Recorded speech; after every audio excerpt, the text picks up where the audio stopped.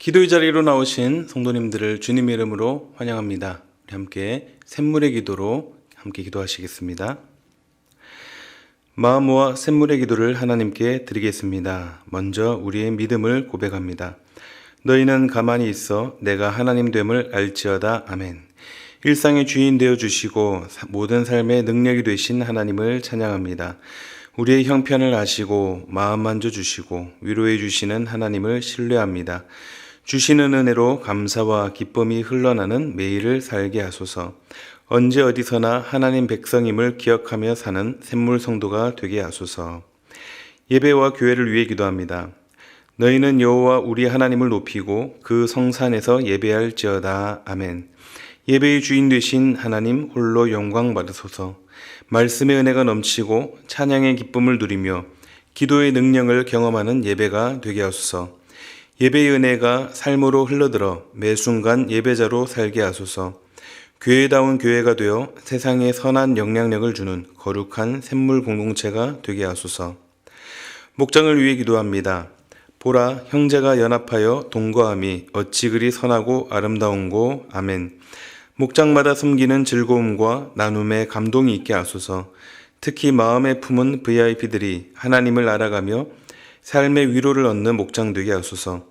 섬기는 목자들에게 성령 충만케 하시고 무엇보다 영혼을 깊이 사랑하며 가슴에 품는 사랑의 목자들이 되게 하소서. 교역자들과 선교사들을 위해 기도합니다. 오직 성령이 너희에게 임하시면 너희가 권능을 받고 내 증인이 되리라 하시리라. 아멘. 교회를 위해 헌신하는 교역자들을 지켜주셔서 강하고 담대하게 하시고 지혜와 지식이 풍성하며 성도들을 사랑으로 섬기는 자들 되게 하소서. 복음의 현장에서 예수님의 십자가의 도를 전하며 열매 맺기를 애쓰는 선교사들에게 영과 육의 건강을 허락하시고 가는 곳마다 복음의 향기 날리게 하소서. 나라와 민족, 환우들을 위해 기도합니다. 시온아, 여호와는 영원히 다스리시고 내 하나님은 대대로 통치하시리로다. 할렐루야. 아멘. 이 나라를 코로나로부터 지켜주시고 속히 이 상황이 마무리되게 하소서. 경제적으로 어렵고 힘든 자들이 회복되어 온 나라가 하루빨리 안정을 찾게 하소서. 육신이 아픈 자들을 위로하여 주시고 치료의 광선으로 이전보다 더 건강하게 하소서. 함께하는 가족들이 지치지 않고 굳건하게 잘 견디도록 하소서. 오늘도 살아계신 하나님을 찬양합니다. 예수님 이름으로 기도드립니다. 아멘. 오늘 우리에게 주시는 하나님 말씀은 요한복음 7장 1절에서 9절 말씀입니다.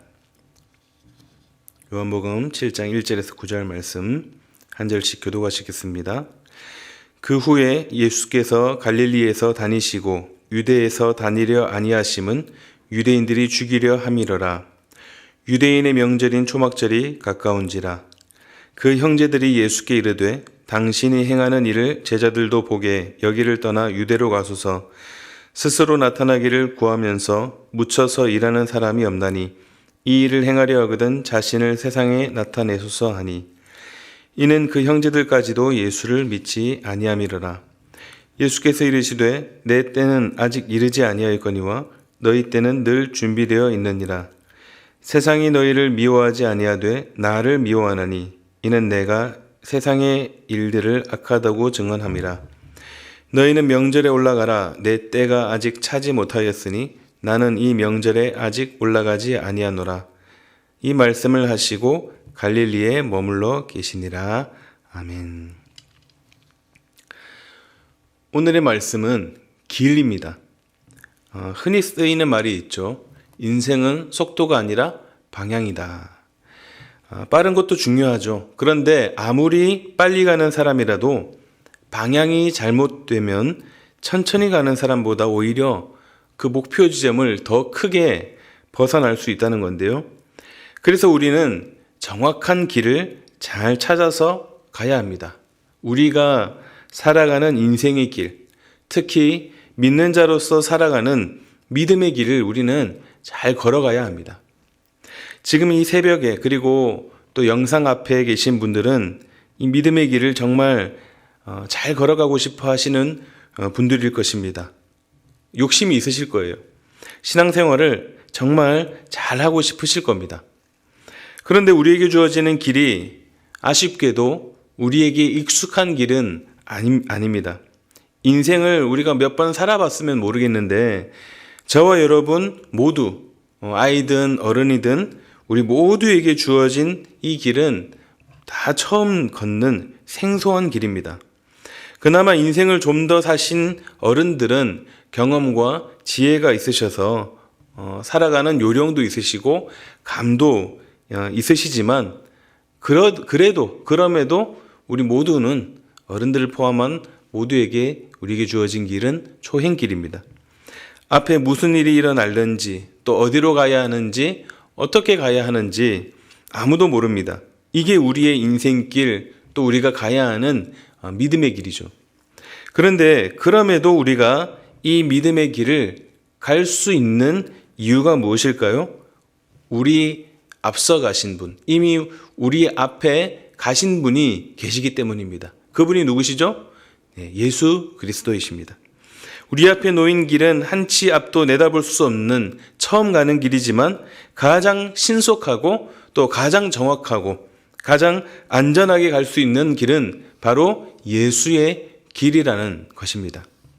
그래서 오늘 함께 이 예수의 길에 대해서 우리가 묵상하려고 합니다. 예수님이 가신 길, 우리도 가야 하는데 이 길은 어떤 길인가? 귀한 은혜를 얻는 시간이 되시기를 바랍니다. 첫째, 예수의 길은 어떤 길인가?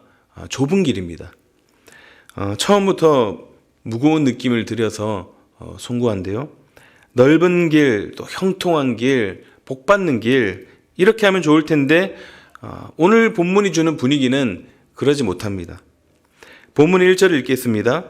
본문 1절 그 후에 예수께서 갈릴리에서 다니시고 유대에서 다니려 아니하심은 유대인들이 죽이려 함이러라. 예수님이 유대인들이 있는 곳에 가려고 하지 않으신 이유가 있는데요. 무엇입니까? 죽이려고 해서입니다. 누군가가 자신을 죽이려고 한다면 당사자가 되어보지 않고서는 그 마음을 알 수 없을 것입니다. 그것도 한 사람이 아닌 유대 지도자들 전체가 예수님을 죽이려고 하는 상황인데요. 보통 사람 같았으면 그 자체만으로도 너무 두려워서 아마 숨어 살았을지도 모르겠습니다. 그런데 왜 이들이 예수님을 죽이려고 할까요? 예수님이 하나님을 모독했기 때문이라고 합니다. 신성 모독이죠. 예수님께서 여러 이적들을 행하시고 특히 앞에 오병이어의 이적을 행하시고 또 설교를 하시면서 나는 생명이 떡이다. 자신이 생명이 떡이라고 하기도 하고 또 하나님이라고도 하니 그들이 이 신성 모독이다 하면서 강한 적개심을 가졌던 것이죠. 그런데 여러분, 예수님께서 정말로 그들이 두려워서 그곳에 가지 않으시고 그냥 갈릴리에서 다니셨을까요? 예수님은 단지 그들과의 불필요한 충돌을 피하고자 하셨습니다. 예수님은 이후 여러 차례 잡히시고 그들 앞에 섰을 때 단 한 번도 두려워하지 않으셨습니다. 오히려 그들을 말씀으로 압도하셨죠. 그럼에도 분명한 것은 예수님께서 가신 그 길은 세상으로부터 환영받지 못한 길이었습니다. 세상을 구원하실 분인데 세상을 생명으로 다시 새롭게 하실 분인데 환영은커녕 오히려 미움받는 길이었습니다. 심지어 살해의 위협이 있는 그런 아주 위험한 길이었습니다. 7절에서도 말씀합니다. 세상이 너희를 미워하지 아니하되 나를 미워하나니. 우리는 때로는 불평하고 원망할 때가 있습니다. 하나님, 왜 저한테 이러십니까? 왜 이런 일들이 주어집니까? 세상이 저를 미워합니다. 저를 너무 힘들게 합니다. 이럴 때가 있죠. 그런데 예수님은 이 모든 짐을 다 지겠다고 하십니다. 세상이 우리를 미워하는 것이 아니라 누구를 미워하는 것이라고요? 예수님을 미워하는 것이다. 요즘 참 분위기를 보면은 교회들이 참 많은 비난과 비방을 받고 있는데요. 저는 이런 상황들을 보면서 참 마음 가운데 드는 질문을 한 가지 품고 있었습니다. 하나님, 왜 이런 상황까지 오게 하십니까? 특히 지금 우리 한국교회가 이렇게까지 무너져야 했을까? 계속해서 기도하면서 이 질문을 던졌는데 저는 오늘 말씀으로 답을 찾습니다. 우리가 마땅히 받아야 할 비난, 마땅히 받아야 할 손가락질, 또 우리가 맞아야 한다면 또 맞는 것까지도 모두 우리 예수님이 다 받으시는구나. 그렇게 예수님은 이 땅에 계실 때도 또 지금도 앞으로도 이 교회와 성도들을 위해 희생하며 계시고 사랑하고 계시는구나. 이런 답을 얻게 되었습니다. 사랑하는 성도 여러분, 우리 주님이 가신 길은 좁은 길이었습니다. 미움받고 심지어 살해의 위협도 받는 길이었습니다. 그런데 우리도 이 길을 가야 합니다. 예수님이 자기 십자가를 지고 따르라고 하셨기 때문입니다. 쉽지 않습니다. 내가 감당해야 한다면 불가능한 길입니다. 그러나 우리 예수님이 우리가 가는 그 길을 걸어가게 하십니다. 한국교회를 보면서 희망도 소망도 없어 보이는 이때이지만 지금도 우리를 대신하여 그 무거운 짐을 함께 지고 가시는 우리 예수님. 내가 가야 하는 길이 참 협소하고 비록 좁은 길이지만 그분만이 우리의 소망 되심을 믿고 온 힘 다해 앞으로 계속해서 나아가시는 우리 모든 성도님들이 되시기를 주님의 이름으로 축원합니다. 예수의 길은 어떤 길인가? 둘째는 세상의 흐름을 거스르는 길입니다. 예수의 길은 세상의 흐름을 거스르는 길이다. 우리가 사는 세상은 마치 강물처럼 일정 방향으로 흐릅니다. 어디로 흐를까요? 하나님과 반대로 흐릅니다. 악하기 때문입니다. 7절에서도 예수님이 세상을 악하다라고 하셨습니다. 강물 위에 떠있는 통나무를 생각해 보면요. 강물 위에 떠있는 통나무는 그저 강물이 흐르는 대로 흘러갈 뿐입니다. 아무 저항도 없고 또 아무 문제도 없습니다. 그냥 그렇게 흘러가면 됩니다. 그러나 강을 거슬러 올라가야 하는 물고기는 밀려오는 강물의 거센 저항을 뚫어야 하고 여러 난관과 또 문제들을 밀어내야 올라갈 수 있습니다. 예수님은 이 땅에 계시면서 그런 세상의 흐름을 강하게 거슬렀습니다. 세상이 아무리 밀어내려고 해도 결코 밀리지 않으셨습니다. 본문에 그 장면이 나오는데요. 이때는 유대인의 명절인 초막절이었습니다. 예수님의 동생들이 예수님 보고 예루살렘으로 가라고 하는 거예요. 왜 그랬을까요? 초막절을 비롯한 유월절 같은 큰 명절은 온 유대인들이 세계에서 이 예루살렘으로 모여드는데요. 이 사람들이 모여 있으니까 사람들이 많은 곳에서 예수님이 이왕 자신을 드러내실 거 이렇게 사람들이 많이 모여 있는 곳에서 멋지게 드러내면 되지 않느냐는 것입니다.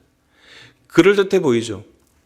효율적이기도 하고 아주 임팩트도 있어 보입니다. 오늘날로 치면은 유튜브나 전 세계 생방송을 하는 격입니다. 이는 예수님의 형제들뿐 아니라 아마 그 당시에 유대인들도 바라는 방식이었을 거예요.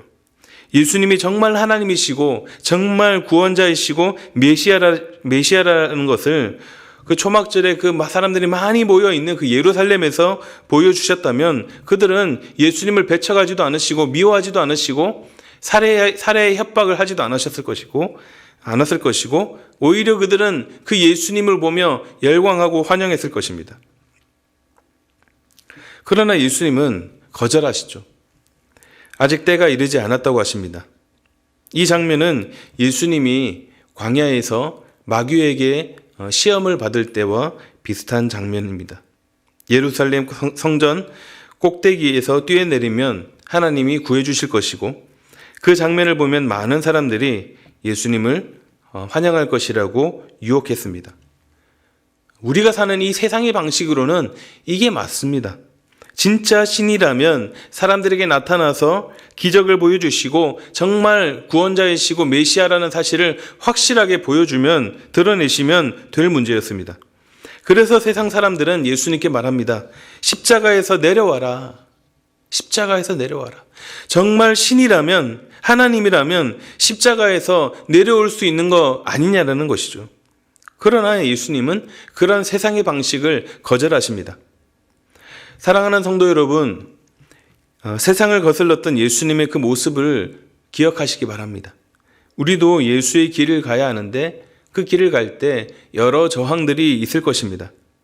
물에 떠 있는 통나무처럼 세상이 흐르는 대로 가면 사실 아무 문제도 없고 또 아무 일도 없을 것이지만 예수의 길, 우리가 가야 하는 이 예수의 길은 여러 부딪혀오는 난관과 어려움들이 계속해서 우리 가운데 있을 것입니다.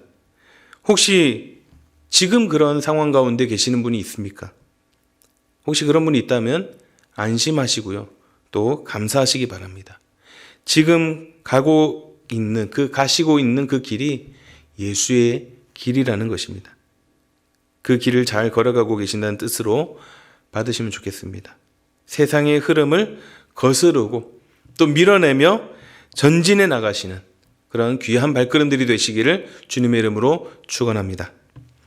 예수의 길은 어떤 길인가? 마지막 세 번째는 사명 따라 가는 길입니다. 사명 따라 가는 길. 우리는 예수님을 따라가는데 예수님은 무엇을 보고 따라가셨을까요? 네, 사명입니다.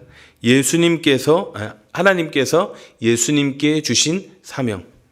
사명을 따라가는 길이 바로 예수의 길입니다. 오늘 예수님이 말씀하신 때가 언제인가요? 예수님의 형제들이 지금 초막절이니까 많은 사람들에게 가서 자신의 모습을 드러내라 라고 했을 때 거절하시면서 하신 말씀이 무엇이라고 했죠? 아직 때가 이르지 않았다라고 하셨습니다. 요한복음에는 이 때가 8번 나옵니다. 그만큼 중요한 의미를 가지는데요. 이 때라는 것은 언제를 말하냐면 예수님의 십자가, 즉 구속사역의 완성의 때를 말합니다. 예수님께서 마지막 십자가에서 숨을 거두시면서 다 이루었다고 말씀하셨던 그 순간, 이 때가 바로 예수님이 말씀하시는 때라는 것이죠. 여러분도 아시다시피 예수님이 그 사명의 자리, 십자가의 자리로 가는 그 길은 참 험난했습니다. 그 사명 완수의 때를 향해 나아가야 하는데 여러 방해하는 세력들이 있었습니다. 광야에서 마귀도 방해했고 오늘 본문처럼 예수님의 형제들도 그렇고 심지어 예수님이 사랑하셨던 베드로도 예수님의 사명을 본의 아니긴 했지만 막아섰던 때도 있습니다. 그럼에도 예수님은 그런 상황들을 다 이겨내시고 다 거절하시면서 끝까지 묵묵히 그 사명을 향해 걸어가셨습니다. 자, 그러면 우리의 사명은 무엇일까요? 우리의 사명은 곧 예수의 길입니다. 예수님이 가신 길을 잘 따라가는 것, 이게 바로 우리의 사명입니다. 비록 험하고 어렵고 힘든 길이지만 자기 십자가를 지고 따르라고 하셨던 그 예수님의 그 명령을 따라가는 삶, 그것이 바로 우리가 가야 하는 사명의 길이고 예수의 길입니다. 이 길만이 소망의 길이고 생명의 길이며 빛으로 나아가는 길입니다. 우리가 가는 이 길에, 이 예수의 길에 이정표가 붙어 있다면 거기에 어떤 내용이 들어있을까요? 뭐라고 적혀 있을까요? 아마 다른 건 없고 예수의 길 해놓고 화살표 이렇게만 되어 있을 것 같습니다. 우리가 여기저기 알아보고 할 것 없이 어디로 어떻게 가야 하는지 무엇을 해야 하는지 그런 거 알 필요 없이 그저 이정표가 제시하는 대로 예수님께서 걸어가셨던 그 길대로만 우리가 따라가면 된다라는 것이죠. 그 길을, 사명의 길을 온전히 따라가시는 저와 여러분들이 다 되시기를 바랍니다. 말씀을 정리하겠습니다. 오늘의 말씀은 예수의 길입니다. 예수님이 가신 길, 그 길을 나도 가겠습니다. 이런 결단이 있기를 바랍니다. 그 길은 어떤 길입니까? 좁은 길이죠. 또 험한 길이고 또 세상의 흐름을 거슬러야 하는 길입니다. 또 그 길은 사명을 따라가야 하는 길입니다. 참 힘들어 보이고 어려운 길로 보이지만 그러나 그 길은 영광의 길이고 생명을 주는 길이고 구원을 주는 길이고 우리에게 모든 소망이 되는 길이라는 사실을 기억하시고 우리보다 앞서 가신 모든 걸음을 예비하고 계시는 우리 예수님, 그분을 오늘도 바라보시면서 우리에게 주어진 이 길을 믿음으로 잘 따라가시는, 잘 나아가시는 저와 여러분들이 다 되시기를 주님의 이름으로 축원드립니다.